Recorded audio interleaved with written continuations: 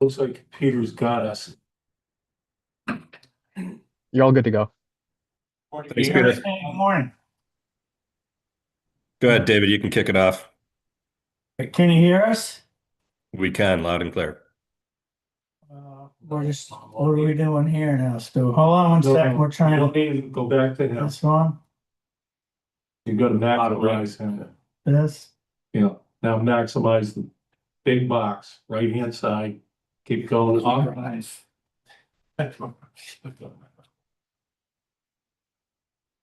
Difficulties. There we go. All right, I think we're there. I think we're with you. You guys got us? We do. Sorry about that. Good morning. I guess we might as well get right into it. I don't have any opening remarks. You, Jim? I don't. We're good to go. All right, you want to jump right into the discussion on George Hoyfelder's presentation? I think that would make sense. Go for it. All right, so I personally thought it was helpful, and it makes sense to me not to rewrite a program when there's already a program that seems to be fairly well vetted and fairly successful. I guess what is everybody else's thoughts? Any objection to working through that I guess methodology? Matt, I mean, what did you, Matt, I guess, what did you think? Is that something you're comfortable with? Yeah, I am. I just, the only thing I want to mention, and I'm in the process and funding committee as well, and I put this out there for that committee, is that this is sort of what I would perceive as somewhat outside of the scope.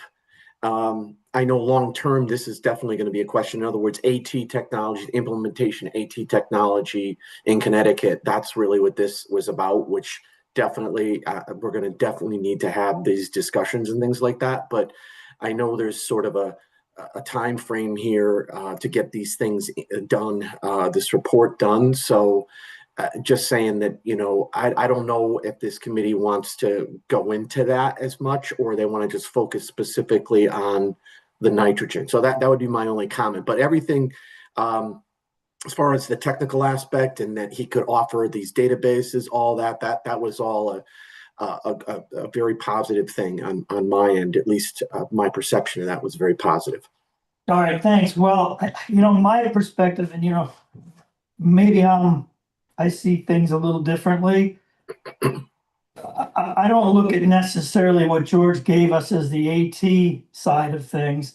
I looked at it from how did they set up their nitrogen loads and how did they work backwards from models, et cetera. He had those sentinel monitoring points out in the bays, which I think in Cape Cod makes some sense. Here with the Long Island Sound, it seemed a little more difficult. I guess there's different zones in it, if you want to call it that, but pretty much it's the impacted water body. And us putting a monitoring point off of Old Saybrook in the current isn't really indicative of what Old Saybrook's contribution to the nitrogen load to the Long Island Sound is.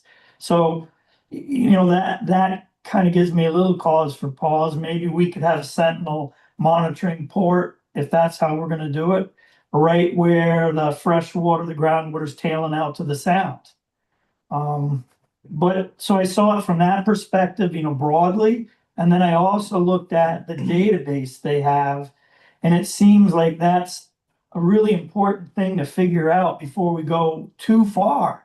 But I mean, my first question is what's working? We're trying to get the data. If we could get access to a program like that and we could start filling it with what we're doing presently, whether it's from AT system, alternative treatment systems, whether it's from subsurface systems, whatever it is, if we have the data, we should be populating that. I also think that performance is important. If we have technologies we're currently using in the state, whether it be alternative or whether it be subsurface, we should really be tracking the performance of this stuff, right? If we have a problem, let's just say within 10 years or something, come up with a number. we should be tracking that problem. I don't care if it's my technology, somebody else's, a generic technology, we should understand that so we can make, I guess, changes for the better. So that's kind of how I saw George's side of it, very broadly to start. And then I think absolutely, if, when we look at the AT side of things, clearly that, his knowledge on that would be very beneficial. Well, I think. Stu's here with me. Yeah. I think the question of, if I understood what Matt was saying, was in the limited time frame. Yeah, I think we've all at least got the sense that maybe at least part of this whole working group it might make sense that it continue after this report goes. But Sure. be able to set these points, gather data, and be able to incorporate that into the report by February might not work. well, but we could certainly come up with a point Oh, yeah. that we would have, we recommend tracking. We recommend some Absolutely. kind of monitoring port. If we're gonna start treating nitrogen going forward, we need to determine how we're gonna monitor that. And I think Right. that's certainly in our timeline. You need to track it all. That's key, Dave. And tracking, Old Saybrook spent 42 million to upgrade systems. What's the outcome of that? How are we tracking? What has happened to the nitrogen? Is it benefiting Long Island Sound? Is it not? We don't know. We have no idea. So there's I think you gotta look at it. There's gotta be a short-term goal as far as moving forward, because right now, there's at least a certain component of development in the state which is stalled.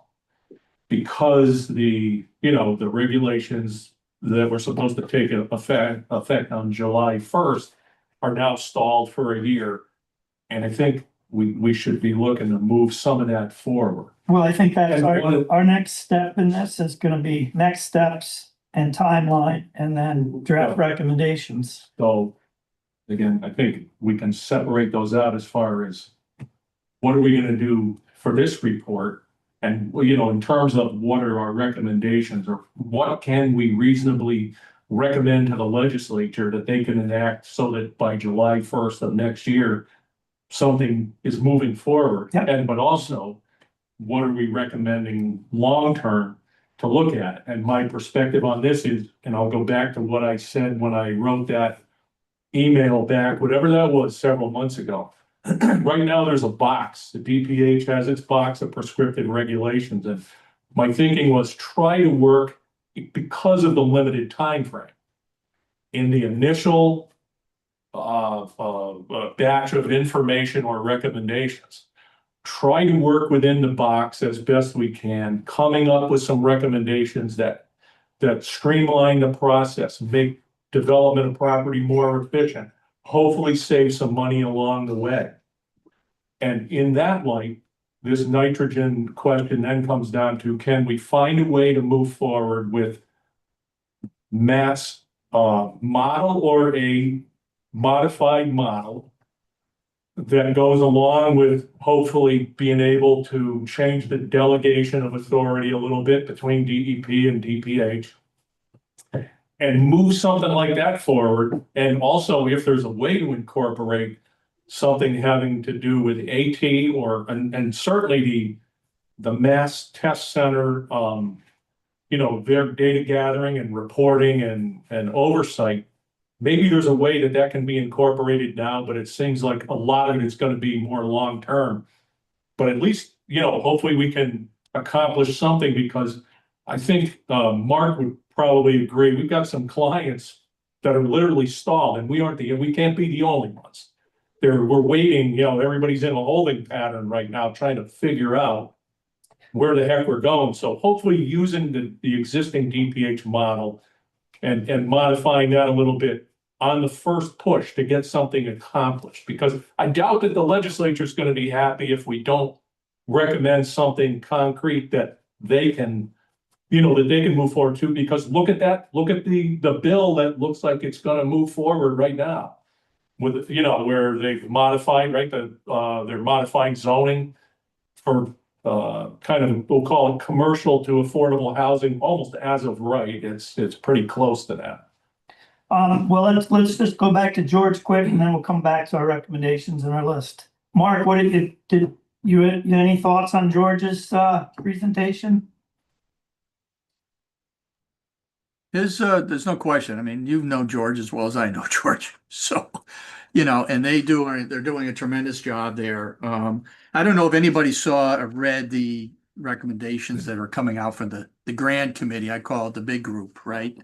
That was sent over. And you can see a lot what's in those regulation or those recommendations kind of are running parallel to our thoughts. But this is more long term. There's no question about it. If you take a look at that report, this idea of, and I personally think, why is the state of Connecticut going to think that they're going to start up something on their own when there is already a very good program in place that we can learn by, and not just learn by, but piggyback to try to reduce the costs? Because let's face facts. I mean, if it's already been tried and true, let's not get ourselves into a problem, So if the state of Connecticut, and I think that's one of our recommendations, because if you take a look at it, and that is a little bit more long term to Stu's point, but I think it's also one when you read the big picture of what the big committee's looking at, they're already talking about, let's go see what other states do and that sort of thing. To me, if you go along their lines, this is 3-4 years out before anything actually happens. So if we want to, I think we want to strongly recommend that work has already been done. And we should actually be piggybacking with Massachusetts and that group, because that's going to be a hell of a lot more cost efficient. And time efficient. The data is there. And if we can piggyback our data with their data, through deep or whatever, we're going to end up coming way out ahead and streamlining this thing. Agreed. So, and as far as what we can do in the short term, I mean the short term is really comes down to I think what DPH really wants to live with right now. There can be a two-phase prod on this. I mean, we're not getting the AT thing out of the way anytime quick. No. So, and if there's an opportunity, just even decrease the limits, even at 7,500 to 10,000 gallons a day. Come on, guys, that's going to be a big nut to get people off a dead center. To Stu's point, when this thing didn't go through, we had a number of projects that stopped. And I have just been asked, even in my own town, to give them an evaluation of what our Main Street can support in terms of housing, because we're looking at housing very seriously. Well, all of that, and it all is driven because we don't have sewers. It's all driven by, on-site systems. That housing, the difference between 7,500 and 10,000 gallons a day on what you can do on a piece of property is huge in terms of its, being able to bring housing and bring it effectively, efficiently, and at a least cost. So I'm really in the direction of this thing being kind of phased in. Let's get over this, gallonage type of thing, and at least get ahead on that, and then make recommendations that, to the point on the long-term stuff, to try to get the state, and I call it the higher level folks that are looking at this. I mean, you take a look at the people that are on that committee, and if they go down the road in which these recommendations are, you ain't going to see this in my lifetime. Yeah. And this is the bureaucrats getting over. I get it. They love planning. Everybody loves to spend money on planning, but there's no end results that ever happen.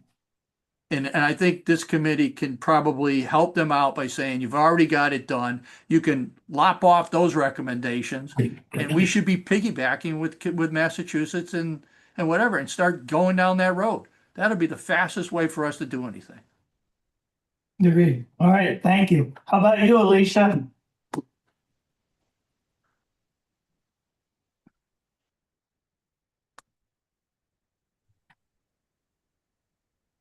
So this might be a little bit outside of the scope of this particular sub-working group, but my concern remains to be the resources that both DEPH and DEP have to put towards these programs, and whether whatever is implemented in the near term is going to have the oversight and enforcement needed to make sure that, you know, whatever we do put in place, there is a check and balance of when, you know, systems start to fail. I mean, we heard from DEP the last meeting. They know systems are failing and they're not doing anything about it. They can't do anything about it because they don't have the resources. So that remains to me my biggest concern. And that has been the reason why I have opposed a lot of initiatives on subsurface sewage, because I know we don't have the regulation and enforcement to do it properly. And really that's always going to be my lens. Because, you know, I know there are a lot of good folks on the ground doing good work. They know the science, but the fact is that we don't have the checks and balances for the bad players. David, Yeah. if I could interject for a moment, Sure. Alicia's absolutely right in how she alluded to the fact that this may, to a certain degree, be outside the scope of this subcommittee with regard to concerns pertaining to DPH resources, deep resources to ensure proper oversight. So obviously that is probably the primary focus of the process and funding subcommittee.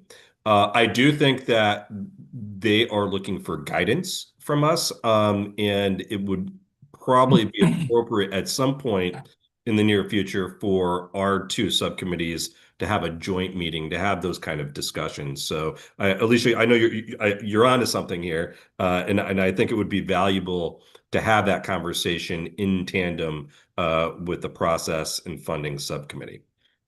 Well, at the very least, maybe having a recommendation that, you know, if we are going to have any, you know,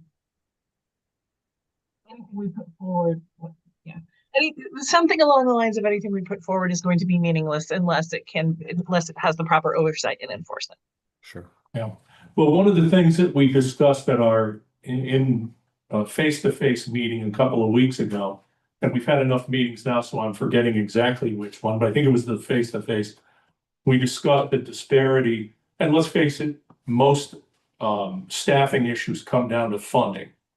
But we discussed where's the funding going to come from, and I think there's at least a general consensus that with these larger systems, and let's say anything that goes through DPH, that means over 2,000 gallons a day, that the cost to review and approve those should be, it seems at least fair that it be commensurate with the way DEP's is structured. And maybe we talk in terms of a per gallon fee. Right now, if it's roughly $5,000 for 7,501 gallons per day, that's about 67 cents a gallon, right? Maybe that's how the fee works, is it's a per gallon fee, pay to play, but that money compared to the 600, is it 625, Matt?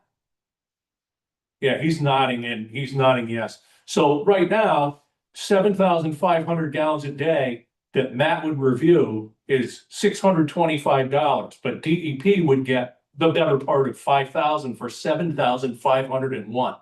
So what we're talking about here is pay to play, increase the fees. That money is going to build up. How many of these do you do in a year over 2,000 gallons, Matt? Yeah, I'd have to check our records, but you know, we're in the double digits for sure. Yeah. So I mean, we're talking if you increase it and let's say it's in the middle there somewhere. Let's say you're getting $2,500, $3,000 a piece. That's another person.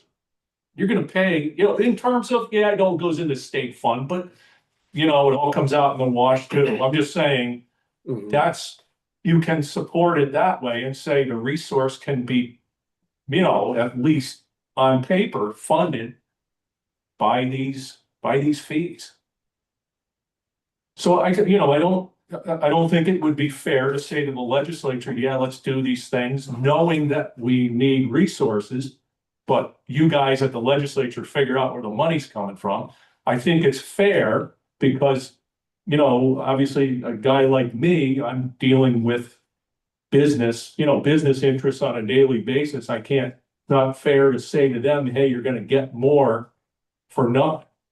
And I think they're gonna be very willing to pay if they get the service that you guys are able to provide, because of DEP's whole system. It's 18 months. Mark, did you get anybody assigned to your project yet that you applied for in April? No, You applied No. in April to DEP and you do not have anybody assigned to it, right? not yet. Okay, so what's that, 8 months? And it's a, Am I right, 7 months? And it's $100 million project. Yeah, so who wants to raise their hand and say they think a developer isn't willing to spend 67 cents or even $1 a gallon to move something along in a month or 45 days? I mean, and if that's not, and if you look at it through the lens of the way the legislature is thinking right now, which is getting housing. They need housing units. Yes, they would certainly prefer to focus on affordable by, per the statutes, but any housing unit is somewhere where somebody lives. I think anything that can be done to further that is gonna make them happy. And this, in my mind, from my perspective of clients coming in the door, it's gonna move things along.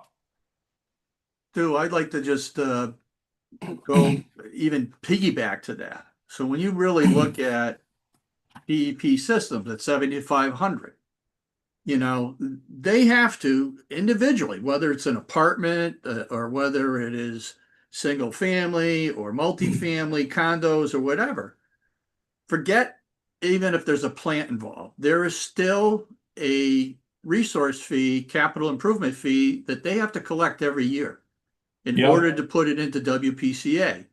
So Yep. there you go. There's fees that are there. Why can't it be where you could be on 2,000 or whatever the threshold you want to set it at, that there is an annual fund that has to get paid into whether it's to the state or resources, because there's two parts of what Leisha's talking about. It's not just startup, but it's long term. You don't want to just sit there and just watch it go by the wayside and nobody's watching the house. The Yeah, bigger the system, the more apt you're able to have a problem. I'm not worried so much about the little house. I'm more worried about myself in terms of these larger systems. And once they're in place and nobody's watching it, and it, even with condo associations, if you go back and you ask them that they got to pay into this, you'll have every single one of those people come after you with a freaking lynch because you're asking them to do something. But what they don't understand, the heart of every project is input and output. It's the sewage system and the water supply. Without either one of them working functionally correct and environmentally safe, that project should never exist. So there should be something on the other end of it after you pay.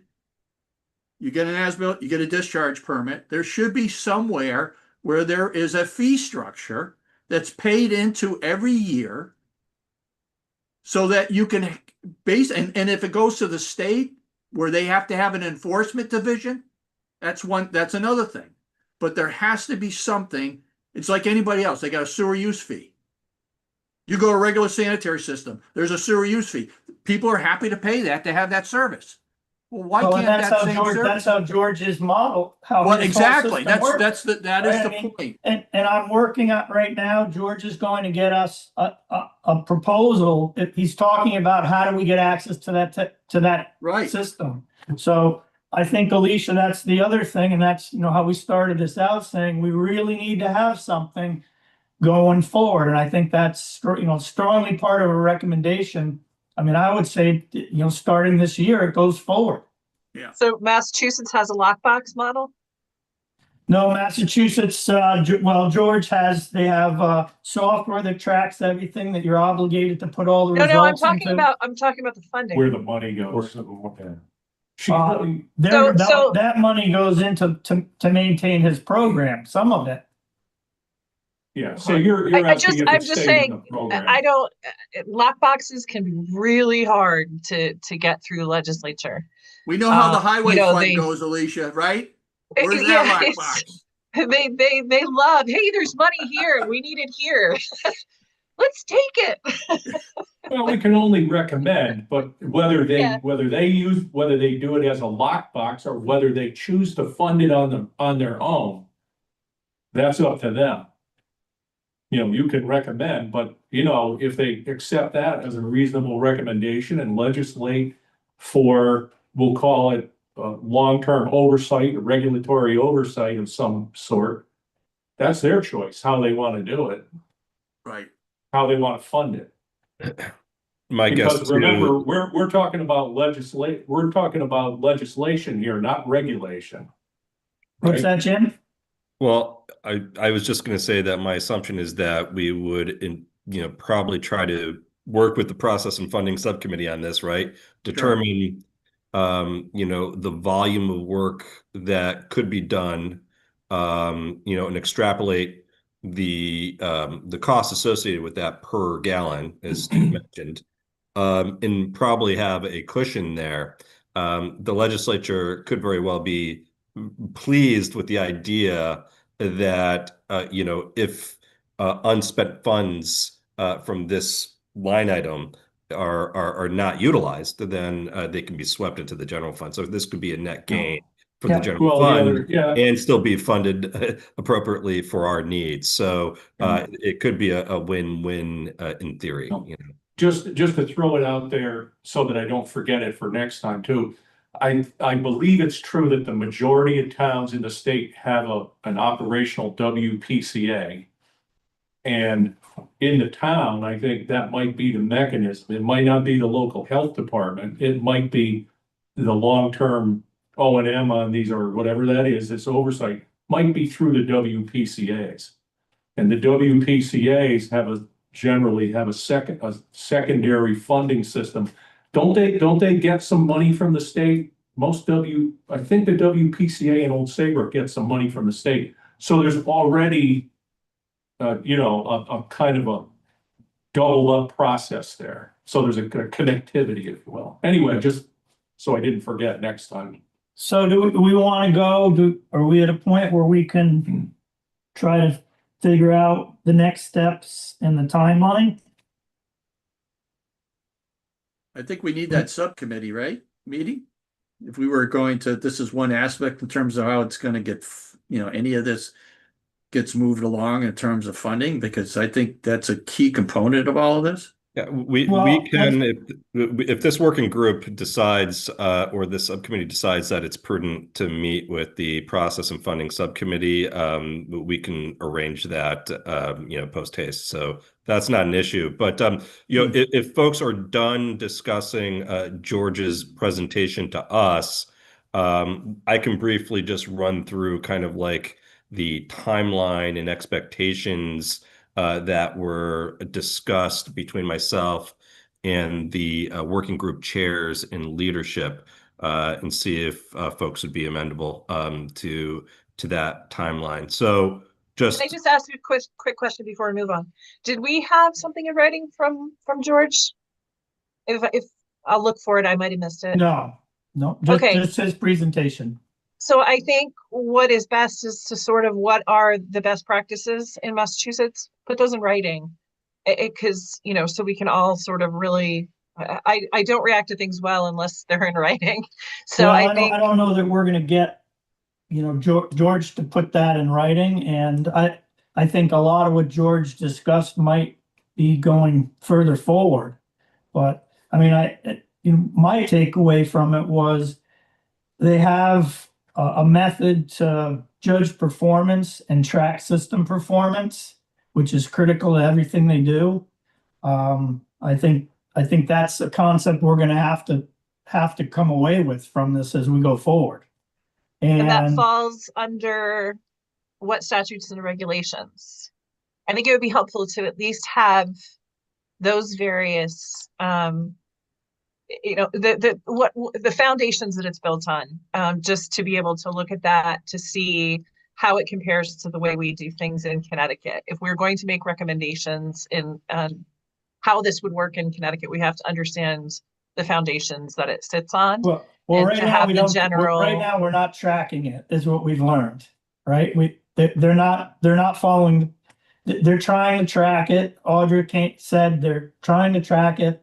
It has not been done, I guess, to 100% satisfaction of the DEP or anyone else. So there's a desire to improve that, I think, on all fronts. And I don't know what regulation it falls under. Frankly, I don't know if I care. I think we tell the legislature going forward, we need this component addressed. I think Alicia, Dave, I think what she's asking for is more of what the foundation for what the statutory or legal authority that George has for the basis for him to implement his program. Yeah, I That's don't think that would be a problem anything for us to legislative wise we would follow if that's something we would follow or whatever. I don't think it's all about the technical side of things. I think it comes down to the legislative authority that they have and how that follows and operationally. So Well, what he told us that, I forget where it resided in the regulations, but he said if you don't do certain things, it's a $250 fine per day, wasn't it? yeah, but there's a legal authority that gives it what I think she's looking at, and I agree, is that anybody that does his job has been given either by their legislative or whatever the ability to do whatever they're doing, whether it's countywide or mass-wise from their statewide. Yeah, I'm sure we can find in with just a little bit of research or That's it. from I think George. that's all it is. Yeah, That's all. Yeah, Jim, I think if you look under the WPCA statutes, I think they're enabling statutes give a WPCA the right to do that. Mhm. I'm pretty sure. Mhm. So I have no problems going either making inquiry of George or, doing a quick online search. I'm sure their statutory authority is probably identified on the Mass Test Center's website, if I were to guess. So I don't think that's a big, tall ask, and certainly we can do that. So I mean, moving along, I'll just be brief. Again, we had conversations with the working group chairs last week in tandem with the legislative leadership to talk about, expectations for the subcommittees, timelines, and getting to the end goal of a working group report. And so, our next meeting is slated for December 10th, I believe. What we would like prior to that meeting is that each subcommittee have a list of recommendations. And again, this can be a bulleted list for the entire working group to discuss on December 10th. Thereafter, our next scheduled meeting would typically have been on December 24th. Obviously, we'll need to move that probably earlier to the 22nd. I'll need to confer with Peter on that. But presuming we have that meeting on December 22nd, the goal would be to have our subcommittee draft reports to be presented or submitted prior to that meeting for the entire working group to discuss. That meeting, what we'd like to do is have short presentations from each working subcommittee group that consist of anywhere between 3 to 6 PowerPoint slides articulating the subcommittee report. And again, that would be for December 22nd. We would hope to have a working group draft report submitted prior to January 14th, and have a meeting on January 14th of the entire working group to discuss that draft report. And then obviously a final report to be held, or a final meeting of the working group to be held on January 30th, with the presentation of the final report based on any sort of input or changes that were made at the previous meeting. So that's what we're aiming for in a nutshell. If anyone has any questions, I'm happy to answer them. It looks like Matt has his hand raised. Matt? Sorry, I'm trying to hit the audio button. So again, I'm just gonna give you guys what my opinion of this is. So we already drafted, we meaning DPH already drafted these regulations. They were all set to go. So I think you guys need to look seriously on what specifically you object to or you want modified in those draft regulations. Okay, I think that's what you really want to focus on. And you got to be realistic about it. You got to be understanding that if you start putting in these huge requests, that's just going to make this thing drag out even further, because if we have to implement, minor changes, I think we could probably do that in a reasonable amount of time and then get this thing moving forward. I understand. I get it that people want this thing passed. So do I, for that matter. But I really think your focus should be on what was presented, meaning what the proposed regulations were, what specific things that you feel with these regulations that needed to be tweaked or modified. That's my recommendation. I get all this stuff about AT, the funding and all this other stuff. I think that one of the recommendations should be that a committee should be set up that does that exclusively moving forward. I really think that needs to be on there. But I just want to caution you guys that A, focus on what you feel needs to be changed, and B, that what those changes are, be very realistic on timing, because if there's something that's really huge and fundamental that's going to require all this vetting and everything else that's part of the regulatory process, this thing could drag on for another year or two. So those are my 2 cents right here. I just wanted to throw that into the mix. So do we want to go on, are we at a point where, and I guess from a data request perspective is our next bullet. I'm trying to get down, I guess, to the draft recommendations where. David, before we move forward, Alicia has her hand up. Alicia.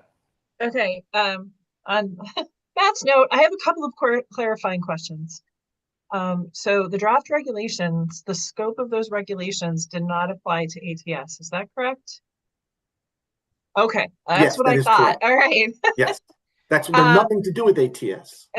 That's what I thought. And okay, that does answer and I guess my concern also is, well, can we talk offline?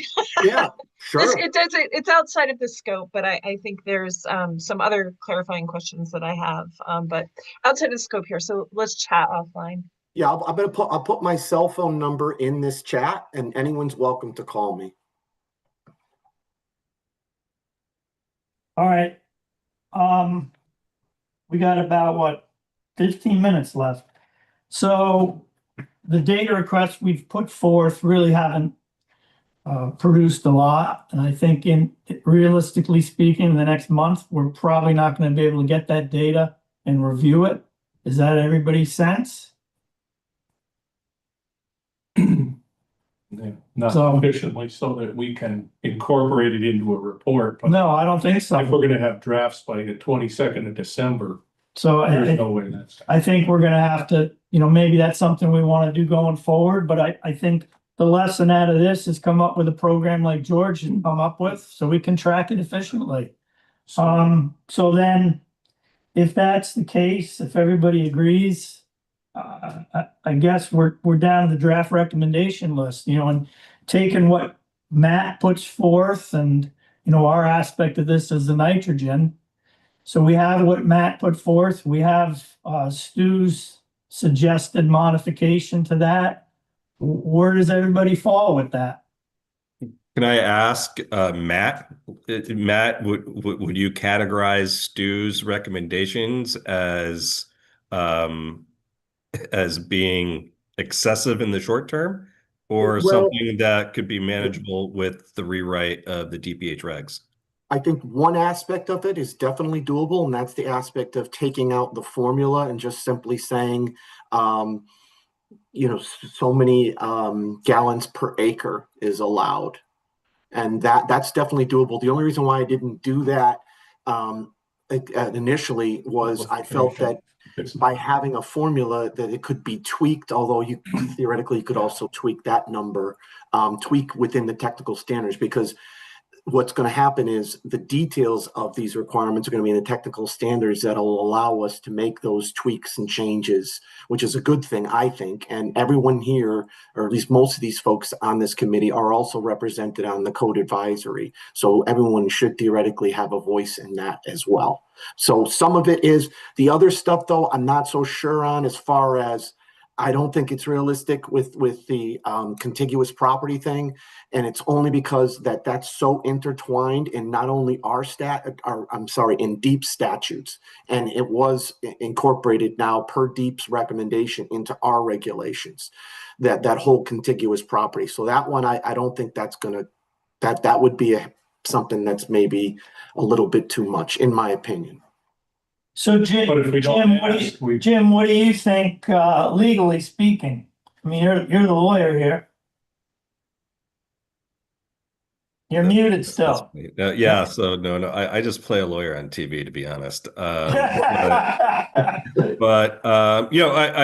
I guess this really isn't a legal question per se, right? It's what can be done in the amount of time that's necessary for DPH to promulgate regs in a reasonable amount of time, so you guys don't end up as backlogged as you are now, right? So I guess I would ask Matt more along the lines of what would need to be done in order for us. So let me just backtrack for a second and ask this question. But for the timing of all this, Matt, like Stu's recommendation or suggestion, is it basically amendable to DPH? Are we talking about whether or not DPH would even be amendable to the idea of us not having to subdivide in order to beat DEEP or to work outside of DEEP's jurisdiction? Is that something that, is it simply because it's just going to be too much in too short of a time to work out, or are there underlying issues that you have with that also need to be worked out? Okay, good, fair question. So I think it's actually a little bit of both. I think that it's the little bit of both. The harder part for me would be that model seems to almost be that no one would ever be DEEP. Like you would never be a DEEP property, almost, in many cases, except for those really huge 100,000 gallon ones. So that's my concern, that would just give us even a bigger workload with what we have. And then the second part of it is, I would be happy because that's a long-standing issue, that whole property split and all that stuff. That's a long-standing issue. I just think it's so hard and complex that it just is going to take so much longer. So that would just in the time frames that I think everybody wants, I don't think it's realistic to get that accomplished. But again, I would support some way to fix that problem, but I don't know if that's the solution. Yeah, so just 2 points on that. And what Matt just said, I'll call it the internal, machine of DPH and DEP. But the two things that strike me is, one, with respect to resources, we are talking, it comes with money. So, that's part of the way I look at it. Second thing is, with respect to the time involved in ferreting out DEP statutes versus DPH statutes, I wasn't aware that DEP had said to DPH, we want you to do these to your regulations to match with ours. That means they already know where all of those regulations are. It's not hard to ferret them out and switch them the other way. If it can flip one way, it can flip back. They already know where they are. So somebody's sitting there with a list of the intermeshing regulations between DPH and DEP. So I would say this isn't a big time factor. Yeah, I'm sure it's dogma. It's entrenched dogma now, and people are going to react to it simply because they can, or they, it's somehow just doesn't make sense to them. The other thing I would say is you were concerned that maybe DEP only, gets the really big ones. Well, yeah, I think that's kind of the idea. The really big ones are the ones that probably warrant their review. You already have regulations that are scalable up to, whether I want to say 7,500 or 10,000, I don't want to split hairs on that one, but they're already scalable to that. We're accepting today. No one here is saying that there's an environmental issue with DPH of approving a 7,500 gallon a day system. It then follows that if it's okay for 7,500 here, why can't there be two 7,500s? Well, I would go so far as to say there already are. Yeah. That's when people split the two sites, right? It doesn't matter. You end up with it regardless. Yeah. The property line does nothing from an environmental perspective. It is a zero. The environment doesn't know about it. It doesn't care about it. That's it. It's enough. The other thing was, hey Matt, just the thing about per acre. I mean, that was simply gallons per acre. I simply calculated that from the regulations. I looked at that as a housekeeping measure, just to make it easier. There was concern from some of the sanitarians saying, we don't have the people who can do these calculations. We're making it more difficult. I was trying to make their life easier. I agree with that. It's already built into the regs. Just trying to make it easier for people. It was a simple formula, but even so, it's all going to come to us anyway. Yeah, no. So The biggie is that lot line. The biggie is the lot line. It's the gallons per property. It makes no sense from an environmental perspective. It may make sense from a regulatory perspective for some reason that I'm not aware of, but from the environment doesn't care about the property line. Oh, but even from a regulatory perspective, Matt, they're just going to split it, and you say, well, they're all going to go to the DPH. They already mostly go to the DPH. We already split the properties. Well, within reason, though. Within reason. I mean, I think, you could split up 100,000, and I think you're looking for trouble, though, because people, there's a lot of opposition to these projects, and I don't know. I'd like to hear what Audra has to say, to be honest with you. Listen, this is Mark speaking. Listen, the whole idea of just putting it into what I consider a puzzle, and you just break the puzzle up and you get rid of the lot lines. There's still another overriding factor that comes down to this. And if we're all about nitrogen, I will tell you from experience that if you do that, you will start to have nitrogen problems. And the reason is what's not part of that formula is watersheds, period. You could put a 7,500 gallons on one side of the property that's had very little watershed, but it meets the regulations, and you will have a nitrogen problem. And there's no way that any of us are going to find out. And that's the reason why DEEP is there, because they measure it by wells. Well, we talked about that, and you're absolutely correct. But what's stopping somebody from putting the lot line up the middle now? You are correct too, and I wanted to mention that before. It should say in the nitrogen regulations, and we should make that recommendation, that the model has to incorporate only upland areas in the watershed of of the septic system. I get that, but That's you can fine. still You do know, that. that's You can still do that and still have a problem because, and I agree, Stu, this DEP system's not perfect. Believe me, it's not perfect. But when you start moving this into where you can just start putting the boxes anywhere you want on the site, you've lost total control. You've lost total control. And right now you have a checks and balance, even with deep, on larger systems. And the question is what is it? Maybe what happens out of this in the long term is that the ante up is up to a maximum of 2 systems. So maybe it gets you to 15,000. But to just arbitrarily just say, if you can fit 10 boxes on a piece of property and meet it without any lot lines, you've lost total control. And that's my fear on the environmental side. Because as you get bigger and you don't have operational control, yeah, the enforcement is a problem. They got to deal with that enforcement side in order to be able to take care of the environment.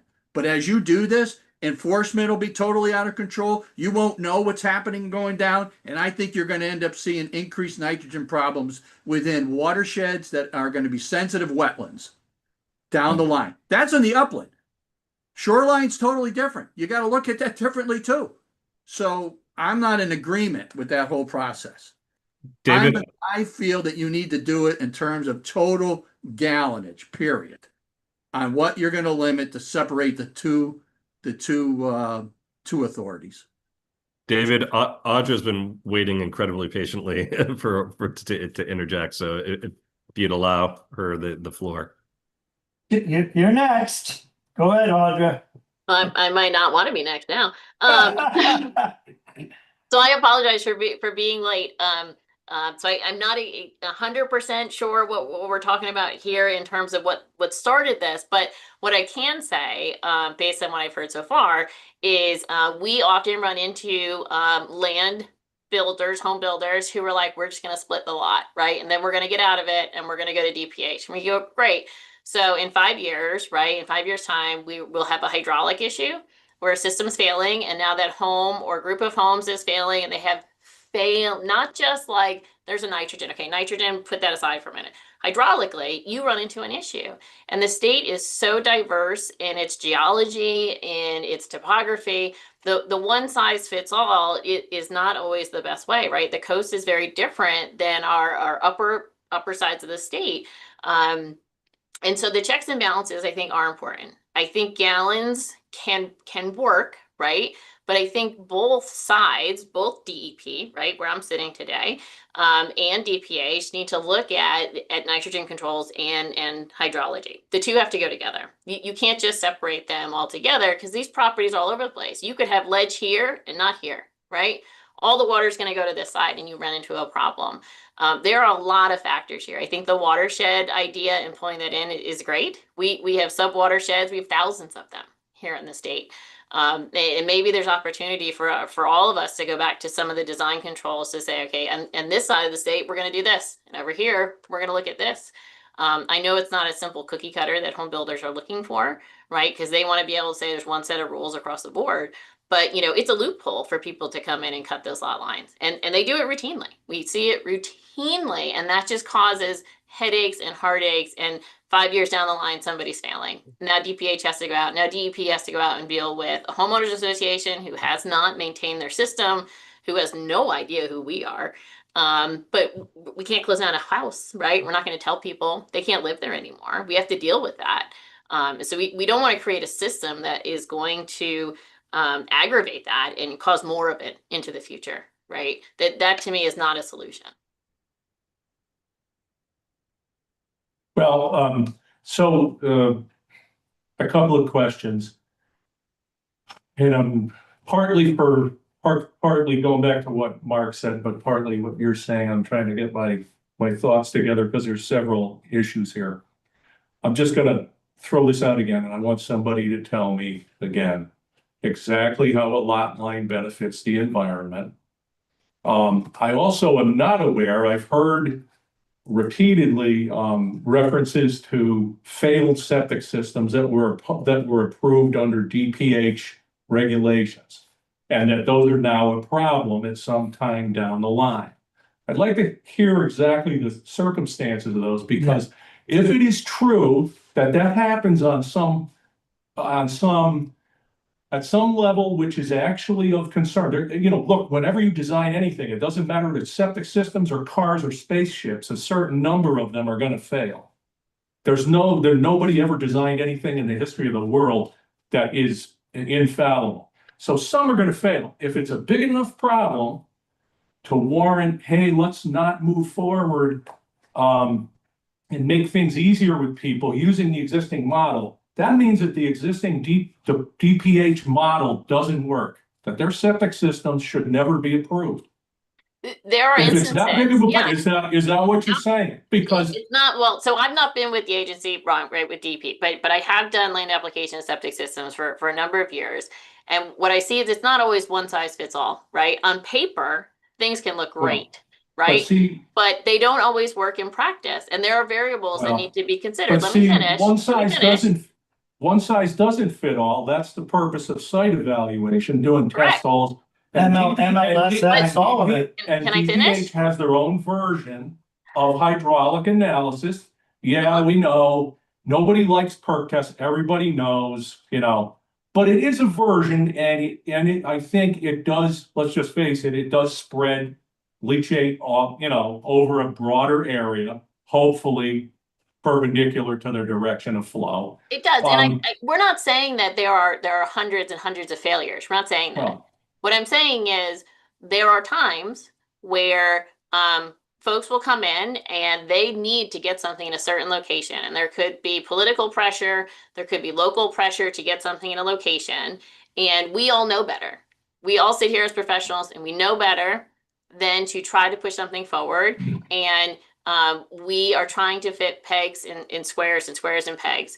And over time, some of these places, they're just not well maintained. And that is generally what I see is a lot of the failures. That's a different issue. That's a No. different issue. We But gotta, listen, we gotta but keep, Audrey, we do have to keep the design aspect and the O&M. If they're not But maintained, the you're not O&M is having for hydraulics. who's doing, you're gonna design a system that has to be maintained by a homeowner, right? That's what you're building for, a homeowner or a homeowners association who is not putting money in the bank, right, in an escrow to say, I know in 10 years, I'm gonna have to do X. Well, see, I know in 20 years, I'm gonna have to replace Y. Yeah. They're not See, I doing think that. So that's where the failures come in.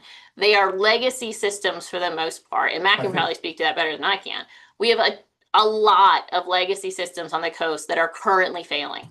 Well, see, But that's support of the design is good, right? If you're telling me, hey, I got all these legacy systems that are 20, 30 years old that are starting to fail. I'm not saying that says to me, that's not what I'm saying. Well in the design.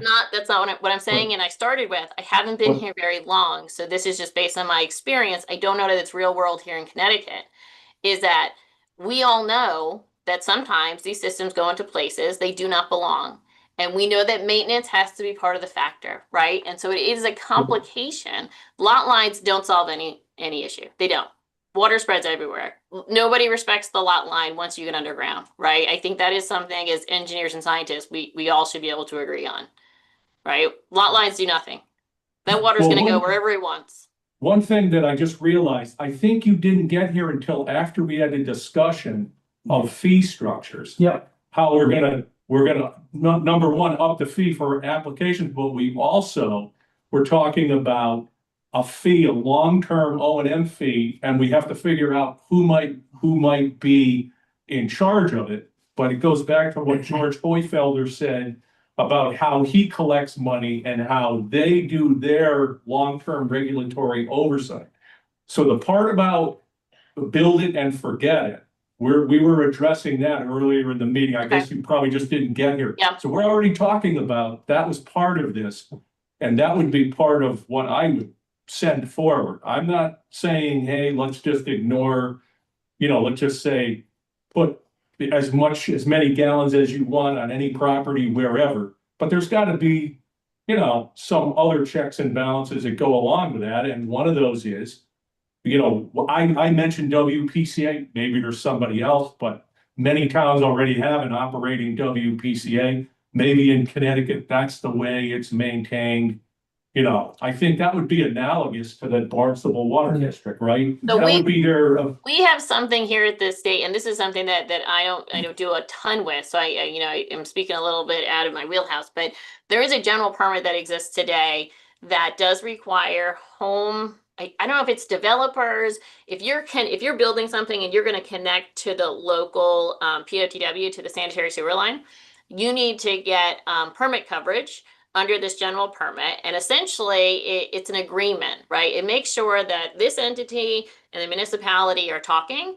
There's an agreement in place. So that way, if your system fails, you put in a pump station to support a new development, then the town, who is ultimately going to have to come in and fix it, right? That there's an agreement or money has been exchanged and an escrow or something goes on, but it is under the guise of a permit that exists. We at Deep generally are pretty hands off with that, but it is something that was written in statute as a requirement to make sure that when people are connecting to the sanitary sewer for the POTW and capacity, there is some oversight long term.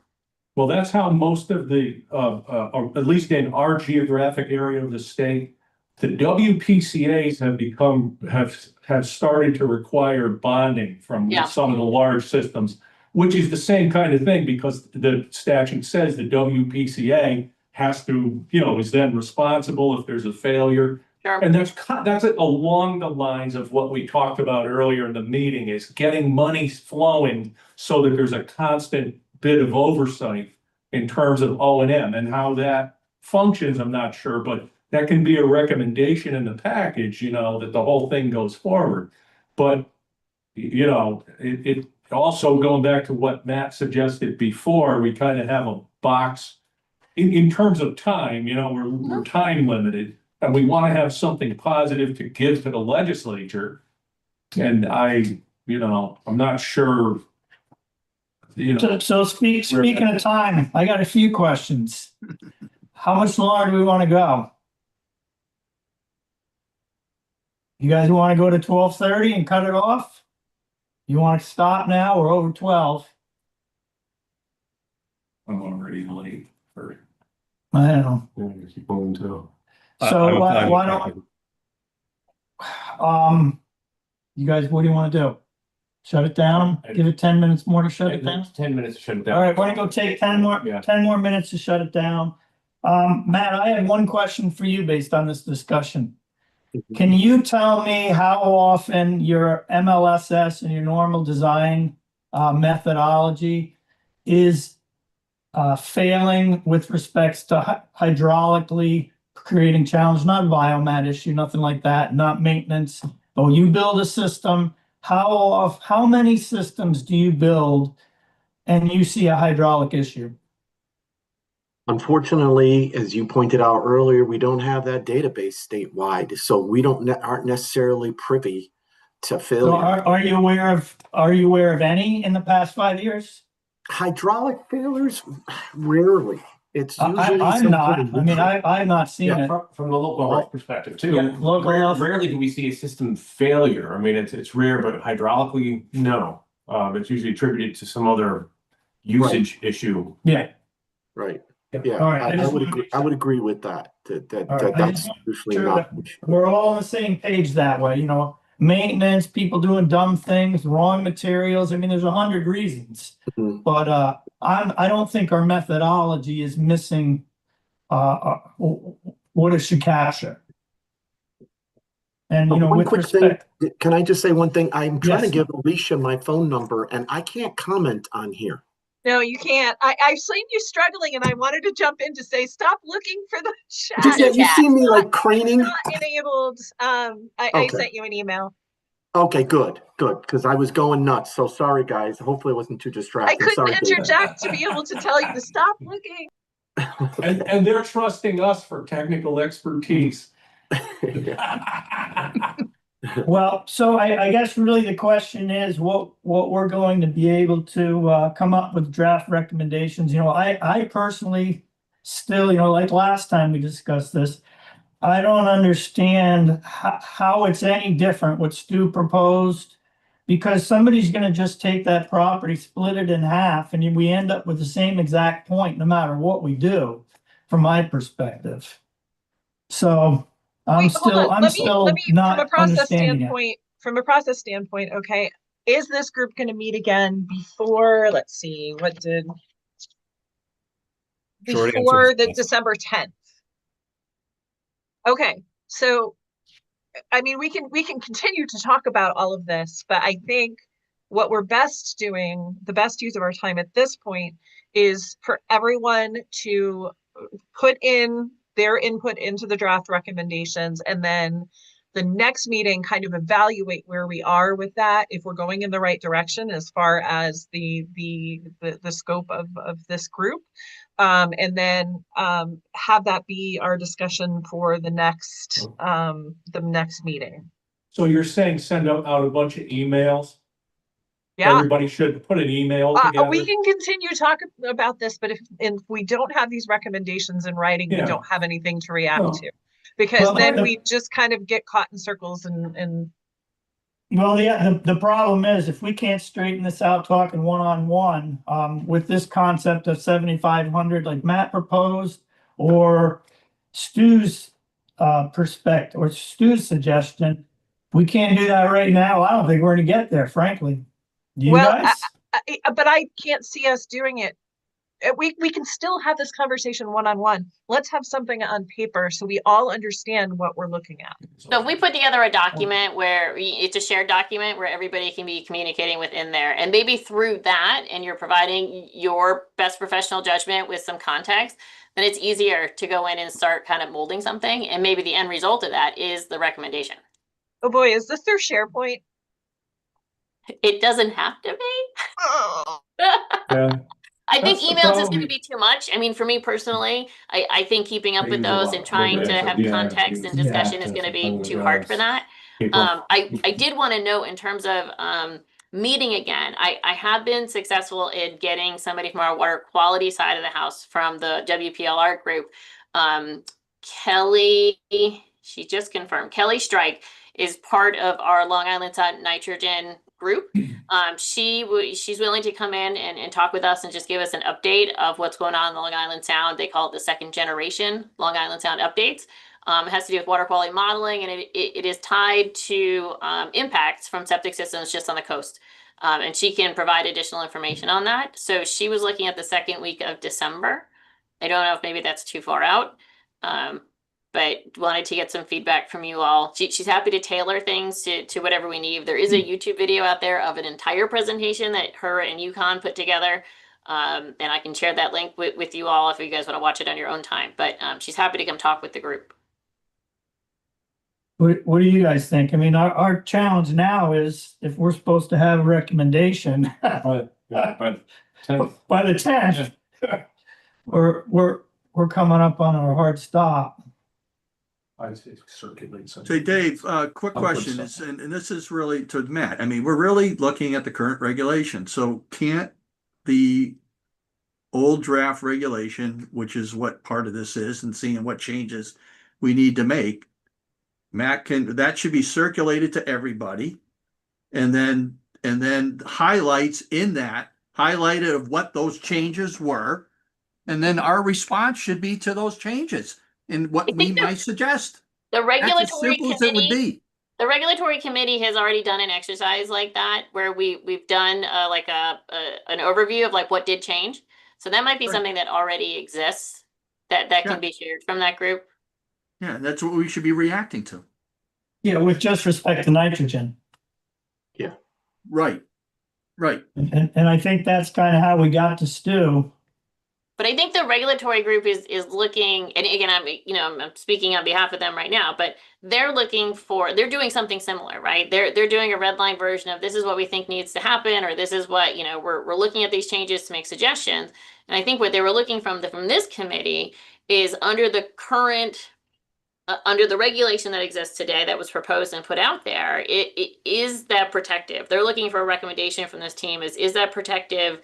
Do we need to be considering other things to go into that regulation? So I just want to make sure we're not producing the same thing that committee is doing. Oh, See, that's the opposite though of what the statute asked for. yeah, They're not asking for more protection. They're asking for how there's a cost benefit analysis to Right. what's being done. Yeah. It's about facilitating building, not stopping building. No, and we're We not gotta get suggesting to outside do the that. box of the We're- old regulatory model of our job as regulators is to That's- slow things down. That's not what they're doing. They're looking for a recommendation from this group about nitrogen and the environment and its impact based on how those current rules are in place. They want to understand what is the impact of those rules from an environmental standpoint, so they can then couple that with building. Nobody's looking to stifle building. That's not anybody's goal here. But I think that's what they're looking for from us, from this committee here. They need engineering they need, discussion from this group about what is protective, right, when it comes to nitrogen, and do we have room to wiggle and change? Do we need to look at some of the design methodology that we currently use? So whether it's a DEEP or a DPH, is there something else that should be done to address these issues? And That's what they're looking at. yeah, and they're probably looking more broadly. What is protective and what is overly protective, right? Correct. Yeah, I think both. They're looking at it both. Yep. So that's why I thought with Kelly coming in, she can give us an update of the actual real world work that DEEP has been doing for the last 20 years on nitrogen and impacts to the Long Island Sound, specifically to those systems that we've talked about that are potentially failing on the coast there. That just might help inform some of the science and discussion. But if we don't have time for that, I think that's definitely a missing piece of a puzzle if we're making a recommendation and we're not looking at all the science that's already done here in the state. There's no way she can do it the first week in December? I asked, she's got another presentation she's doing for Long Island Sound. I can push and see if we can get her in the first week, though. I'm happy to do that. Is there a ceiling of one presentation a week? Well, she's got a real-time job, right? So this is Yeah. that this is not her full-time job. She's doing this as a favor to us. So I don't know if you. Let me just summarize real quick, and because I don't want to belabor this anymore, but just to give you an example of what I think this committee should do. Like, for instance, we identified 2 separate nitrogen sensitive areas in the state. And one of them was the coastal, and we used a certain delineation for that. An example of what this committee should do was, well, maybe that should be just embayment areas, or that should be massaged or tweaked or something like that. That, to me, again, I already put my proposal, or DPH already put my proposal forward, but that's the thing that you guys should be looking at. Or upland areas, should it be just watershed areas that are on a public water system watershed? Those are environmentally sensitive, and ignore the whole upland wetlands delineation setback. That's the kind of stuff that you guys want to hone in on, in my opinion. And and I guess another thing to review and consider too is, should we be considering, nitrogen assessments and reviews at 5,000 gallons, or should we get to 7,500 gallons? Right. Exactly. So those are other, things to consider as well. Yeah. So I get it. I actually, understand Matt and Audra's point in that we really probably should do a better job of honing ourselves into reviewing in with a fine-tooth comb the DPH proposed regulations and making feedback based on those. Again, I think there is the opportunity for our recommendations to be short-term and long-term, and that there are a whole host of things that we may want to consider long-term. I'm still not convinced one way or the other that Stu's recommendations as proposed should be short-term or long-term. But I need to be persuaded one way or the other as a layman, right? So, and I guess I need, the scientists in the room to really, paint a picture for me one way or the other. I think we started, we first started exactly with looking at Matt's regulations with respect to nitrogen. That's exactly how we got to where Stu was, right? Right. Now, we never got past what's an environmentally sensitive area. We've got to figure that out still. But, Stu's idea was, can we take something and effectively make it simpler, make it more cost effective, and not have any environmental impact whatsoever? And as far as I can see personally, as this, environmental scientist knowing what I know, there is no difference to the environment with what Matt proposes and what Stu proposes, right? The only thing that changes is some paperwork for it. Somebody's going to do exactly what they want to do. With watershed, it doesn't matter. If you could have a property, I think I said if this table was a piece of property and the seam in the middle of this table is an imaginary line, I can either put a system there and a system here, and if the watershed is one way or the watershed is the other, it doesn't matter. I can still do it today. I don't understand how I can't.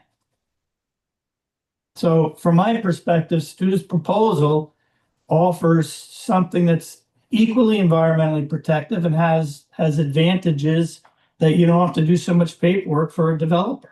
That's the only difference I see. So one of the things that maybe we could look into as well, and this could be part long-term solution, right? Not the immediate recommendation, was something we did for the solar community and the builders there, because we are looking to bring in renewable energies and make that more cost effective, is putting together it's a universal map. And I can send a link out to everybody here. It's referred to as CREST. And essentially it takes all of our mapping capability that exists today, right? So land lots, watersheds, surface water, groundwater designations, different land parcels, environmental justice areas. It puts it all together. And the goal was for a developer to be able to come in and say, okay, I should be looking here to build. I should be looking here. These are my sensitive areas over here. There are endangered species over here. These areas aren't going to work. And it was a way for them to hone in faster based on all of the different environmental factors that exist here in the state. So they could really target and get to a point of where some of that building is even plausible or not. And I mention that because we do have environmentally sensitive area. DEEP has already defined what most of those are in a lot of the modeling that's already been done. So it doesn't have to be overly complicated in that fact. So that might be a tool for them that comes out of this that could be helpful to really pinpoint where should you stay away from, right? Let's designate zones. Just don't do it here because we've got X, Y, and Z issues, right? That's going to get them in faster. And for the areas where we know it's environmentally sensitive, maybe there's a stepwise process. Okay, let's put additional controls here to make sure that we don't have those impacts.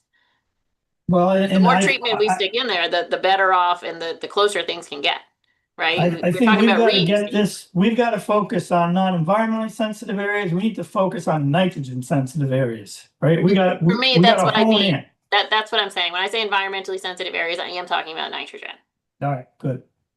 Well, I guess we're gonna have to have our next meeting and figure out if we can move forward. Look, Mark, if I'm happy to talk offline too on it, but I don't understand how there's any difference environmentally. I might be missing something. I think if we put pen to paper to help pinpoint what that looks like, that might be helpful for folks, right? Like, let's demonstrate, can we document it in a way to show that the two are not going to have an impact either way, right? That might be something to help convince folks if that's the pathway that we're looking to go. But here's my take, and I'm going to ask Dave, this is one last thing. Yep. Everybody's kind of looking at things as if properties are homogeneous. They are not. Right. They are definitely not. You look at a flat piece of paper, and I can tell you, and you talk about hydraulics. Hydraulics doesn't necessarily mean that you see a breakout. There's hydraulic issues just on ammonia. And I've seen it in DPH systems. Okay? So you cannot sit there without having oversight. And that's the difference between DEEP and DPH. Even if DEEP is not having whole enforcement, they have data and information that suggests that when systems get larger, even on properties, there are issues that they may not have seen up front. It could be an ammonia, it could be a mounted groundwater table that you cannot see from the surface, but it's causing problems underneath as systems get larger. I've got 40 years of experience in this and groundwater modeling, heavy groundwater modeling, both from using models and actual field work. So as you get bigger, you're just asking for bigger problems. So this whole aspect of thinking I get property lines, that's a whole different ballgame. But as you start piggybacking these systems in watersheds, because they are not homogeneous, you're asking for. But you're doing, my disconnect, Mark, is, I agree with you on everything you said. One disconnect. It doesn't matter whether you subdivide the property or whether you don't I subdivide the don't property. disagree with it, but I don't agree with just all of a sudden taking 7,500 gallons and start placing them everywhere on a piece of property to limit it. It just doesn't, it's not going to work long term. I can tell you, because I know the way developers work. Yeah, it's a loophole. It's a loophole. No, that let's, I want to hear from Stu. Well, by that standard, what Audra just said, loophole, every subdivision in the state is a loophole. We all live on 1 acre loopholes all over the state. So Some of us have anyway, more than an bottom acre. line is I still go back to Mark is correct, but it begs the question, and this is a rabbit hole, but maybe everything the DPH is doing is wrong. Maybe every one of these septic systems is a potential problem. I mean, that's what it's, I that's think what part it's of the- saying. Part of the solution here has to be looking Hold on, at Audra, hydrogeology. one minute, please. I want to hear from Stu. So what we're saying here is we either have to accept that the DPH method works, and that's a yes or a no. That's not a, No, it's, no, it's not. yes, it is. No, it's So not. if it's okay to do one, why is it not okay to do two? You want to put That's the things in question. check boxes and you want to just say everything is going to be the same, and it's not. No, There's that's a not piece what of we're pie that's saying. missing from the Every evaluation is septic system has hydrogeology. to be evaluated separately. Every leach field has to be evaluated separately in accordance with their regulations. There's nothing, nobody says anything about homogeneity. You're inferring that, but that's incorrect. Every leach field has to be, the soil conditions have to be evaluated separately. I'm not sure whether you're thinking we're saying, hey, let's put them 10 feet apart. The NLSS regulations say a minimum of 50 feet. And then we have other things like where we put stormwater into the ground.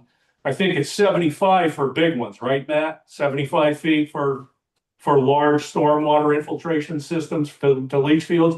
And that's Yeah. all about recognition of hydraulic limitations. I don't think So- anybody's looking to recreate the wheel. I think what we're looking to do is to advance the systems that are in place. And some of that does mean looking at some of the foundational components, but we're not evaluating data here, right? So far as what I've seen.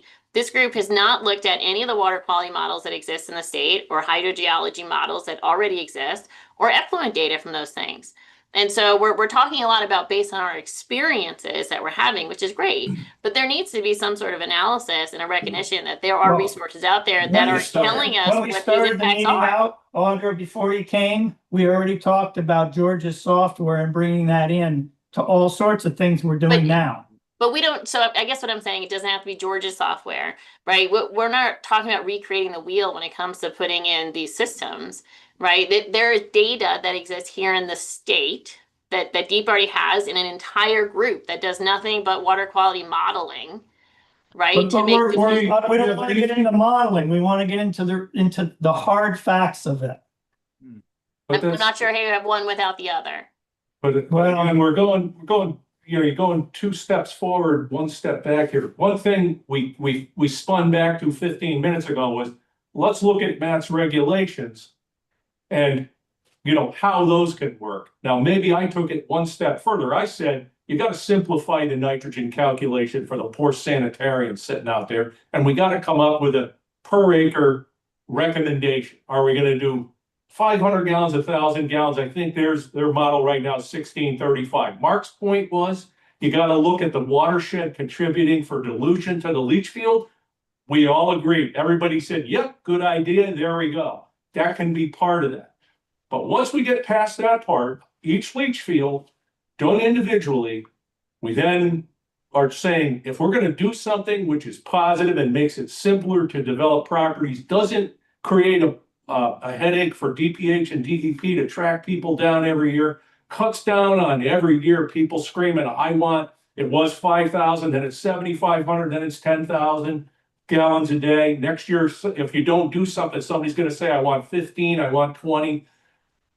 The property line does nothing. Every leach field is evaluated separately. They are independent of each other. But they Saying also that need they're to be looked not at in a, is- you're looking at it in a vacuum. So there are No. impacts from one to another. You No, can't just no, stop at the property line. You're not looking No, at the well, vacuum. no, wait, well, you are correct if they are stacked on opposite sides of a property line. But the property line has no impact on Agreed. the environmental issue. Agree. It has zero. So what we're saying is this is an opportunity. If you say, for instance, that there are, let's say they draw the property line up the middle, they're then entitled to put their septic system 15 or 20 feet on either side of the property line.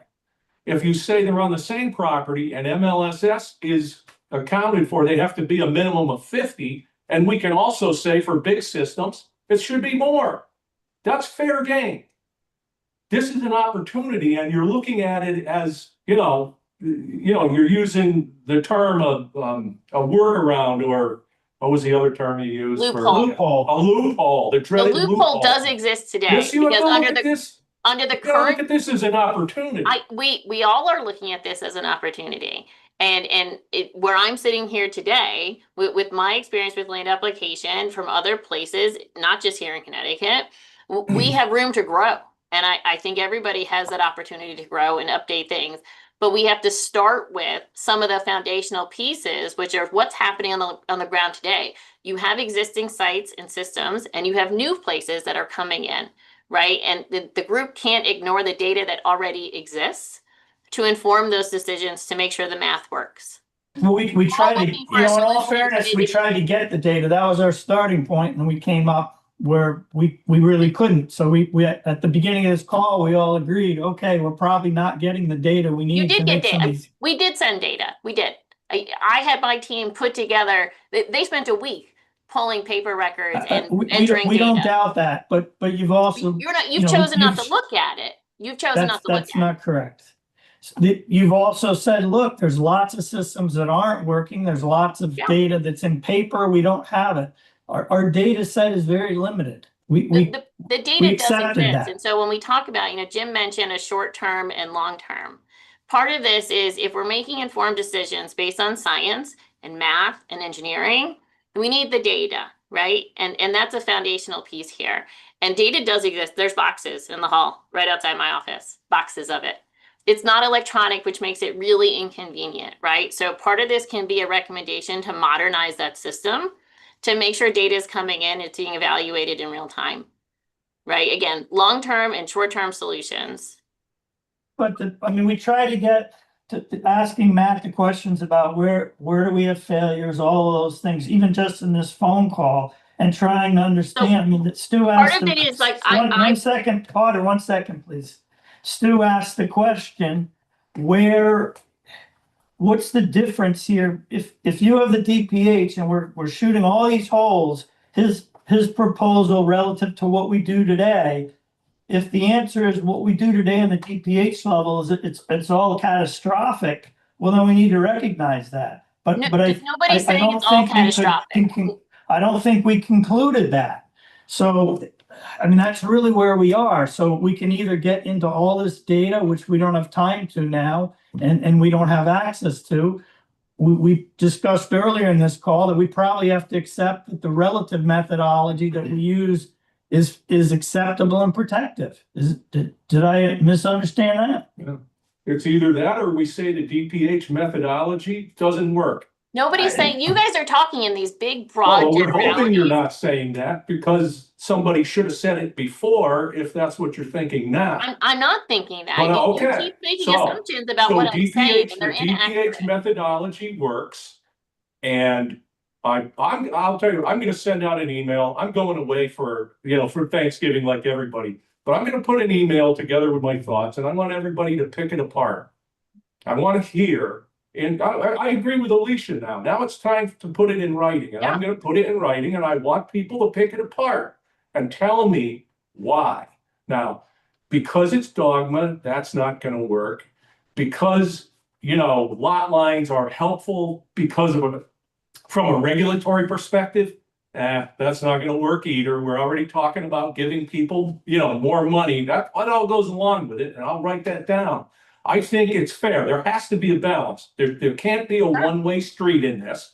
There has to be a balance, and what we're talking about is trying to, and going back to what the legislature said was, you gotta give us some cost benefit analysis, and we're trying to move things forward. So it would be easy for a developer to say, all I want is more than 7,500 on a property because I don't want to wait 6 or 7 months to have someone assigned to my project, like what's happening at DEP right now. So, No, that's not too funny. Mark is not laughing right now. No, Audrey, we discussed that earlier too. When Which you we weren't here. missed. So the point here is, it's definitely fair to have a balance. There has to be, if there's a give and a take here, there has to be the money to support everybody agrees. There has to be regulatory oversight. Those people have to be funded. And the program's gonna need money, and that's part of the whole proposal here. So, I'll write it down, let everybody pick it apart. But I have been thinking about this for a full 40 years and I don't see it. Property lines don't add any, there's no benefit to the Right. environment, and that's what's gonna happen. It's Guys, back I to see that business as Peter's usual. hands up. I'm guessing he's going to tell us that we're out of time here. Yeah. But go ahead, Peter. You're over the time. Sorry, guys. Thank you. All right, why don't we, what's that? He was entertained. Yeah, why don't we all write down our thoughts then, and we'll all figure out the way to circulate that. And then Audrey, I would just go back through this, if you listen to this recording Yep. or watch it, I Yep. think some of your questions might be answered. And Sure. David and I will put together or go through the calendar, try to figure out some dates for our next meeting, and I will follow this up with a doodle poll so we can find the best time and date that works for everybody. Should I continue with Kelly to try to get her in as a speaker for the first week if she's able to? Yeah, absolutely. And if she has Okay. specific dates and times that she's pigeonholed to, let us know and we can work around that. Yeah, I'll go try and do it right now. Great. Matt's Thank gonna you. send out his proposed regulations also to everybody again through email. Is Matt, is that correct? Say again, Greg? Matt, you're gonna send out your proposed regulations to everybody again so we can take a look at that?